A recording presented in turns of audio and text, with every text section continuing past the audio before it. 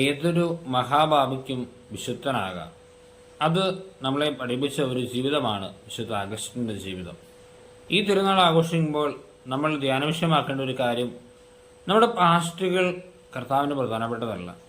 ഈ ഒരു സെക്കൻഡിൽ നമ്മുടെ ജീവിതത്തെ വിശുദ്ധമാക്കാൻ തീരുമാനിച്ചാൽ അത് മാത്രം മതി നമ്മുടെ തമ്പുരാന്. കാരണം വഴിതെറ്റിപ്പോകാത്ത 99-നേക്കാളും കൂടുതൽ വഴിതെറ്റിപ്പോകുന്ന ഒരാത്മാവിൻ്റെ തിരിച്ചുവരവിൽ സന്തോഷിക്കുന്നവനാണല്ലോ നമ്മുടെ ഈശോ.